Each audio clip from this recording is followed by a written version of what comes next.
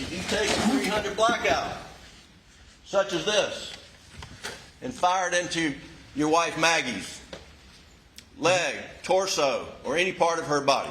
No, I did not.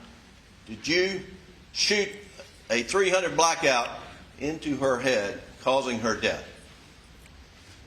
Mr. Griffin, I didn't shoot my wife or my son anytime. Ever.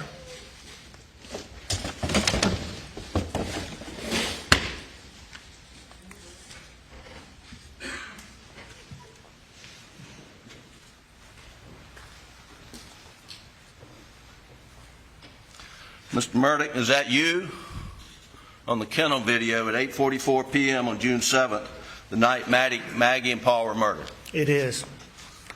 Were you in fact at the kennels at 8:44 p.m. on the night Maggie and Paul were murdered? I was. Did you lie to SLED Agent Owen and Deputy Laura Rutland on the night of June 7th and told them that you stayed at the house after dinner? I did lie to them.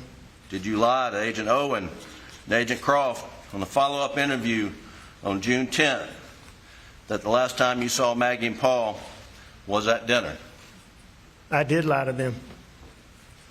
And in the interview of August 11th, did you tell Agent Owen and Agent Croft, did you lie to them by telling them that you were not down at the kennels on that night?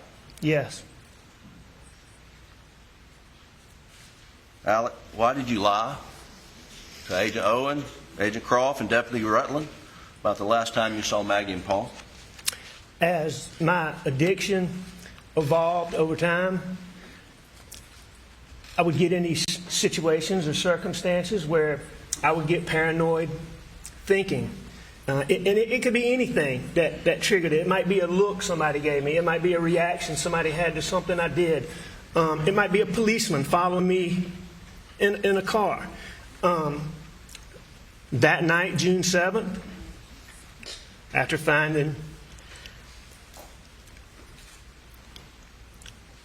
Mags and Paul, don't talk to anybody without Danny with you. All my partners were just repeatedly telling me that. I had a deputy sheriff taking gunshot tests from my hands. I'm sitting in a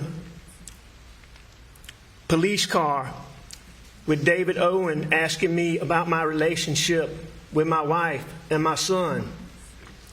And all those things coupled together after finding them, coupled with my distrust for SLED, caused me to have paranoid thoughts.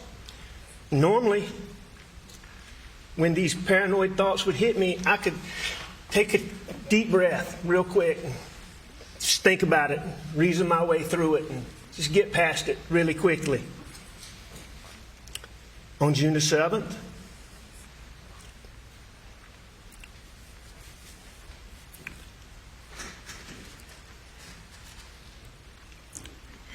I wasn't thinking clearly.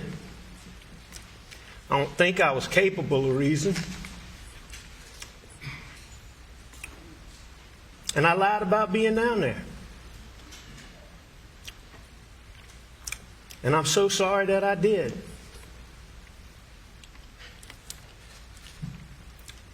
I'm sorry to my son Buster. I'm sorry to Grandma and Papa T.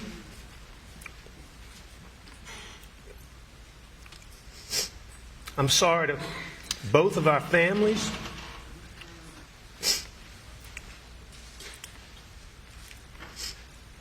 Most of all, I'm sorry to Mags and Paw.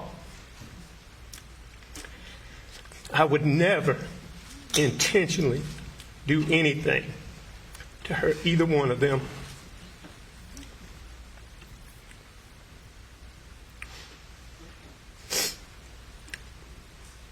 Ever. Ever. Did you continue lying after that night? Did you not? But once I lied, I continued to lie. Yes, sir. Why?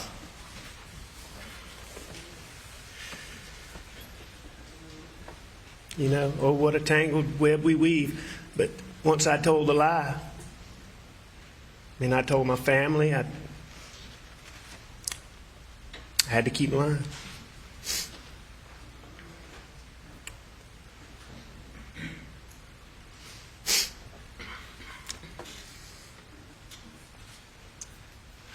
Alex, tell the jury what happened on the evening of June 7th, starting when you met with Paul. I'd been at work that day, a fairly normal day. You mean start in the morning, or? Sure, start in the morning. It was just a regular morning. Maggie was leaving to go out of town. She was going to a doctor's appointment, and she had some stuff to do at Edista, where she was having some work done on our house at Edista.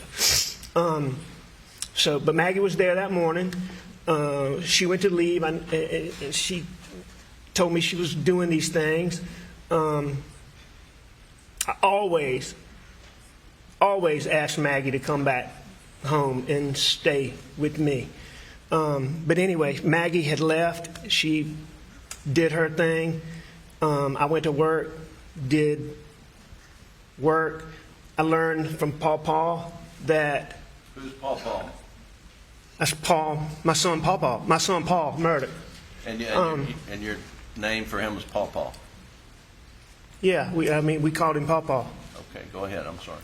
And Buster, Maggie, I called him Paul or Paul Terry, but Mags called him Paul, Buster called him Paul.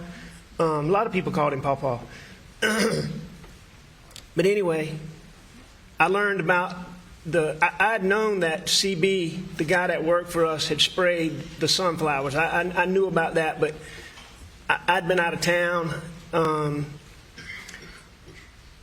I didn't know they were dead. Paul let me know they had died. So we had to replant the dove field. That's our dove field, which the dove field is just a big social part of having property. People would come, and it's just a social big part of it. So the dove field was a big deal. So when the sunflowers got killed, we knew they were dead. Paul was coming home, and I learned that early Monday morning. And and we'll catch back up, but at some point in time, did you meet up with Paul? Yeah, after work, I met Paul at the property. And we're going to backfill and talk about more of the day, but I just want to focus in on that evening right now. Okay. When Paul gets to the property, what do y'all do? First thing we do is we go to the dove field, and we look at the dove field. And how did you get to the dove field? He had come in my brother's truck. We got in my son Buster's black pickup truck. We called it Buster's truck, or the black pickup truck. You've heard it called too, but I call it Buster's truck. Okay, so you're in Buster's truck, and you go to the dove field. Tell the jury what else. Well, that's the first thing we do. We go to the dove field and we look, and it was clearly it didn't. You could tell they were. You could tell they'd been sprayed, and you could tell they were dead. They might have still had a tiny bit of life, but they were dead. So we knew that. So we knew we had to replant the whole field. So that didn't take but a second. But after that, Paul.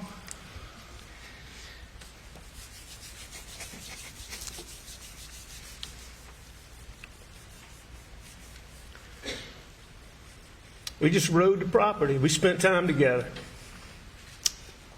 We rode around and we spent time together on the property.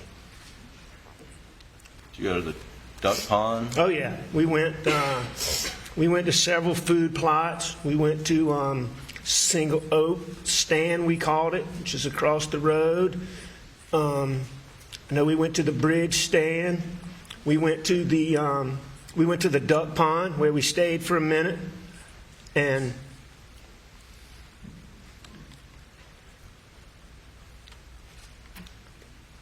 Did you, I can remember the duck pond specifically because I had helped Paw plant the dove field and the corn in the dove field. So sunflowers, corn, and I had helped him plant the corn in the dove field.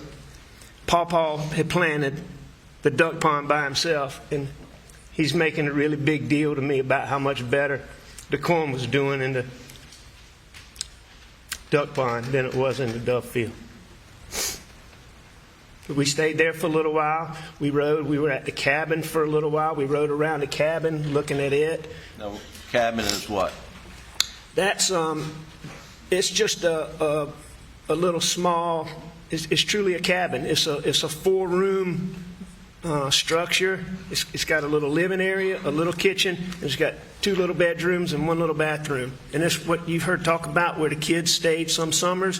And Is that what the jury's seen from some overhead pictures? It's right there on Moselle Road? yeah, it's right up on Moselle Road, and it's very close to the driveway that goes to the shop and the kennels. Did you spend any time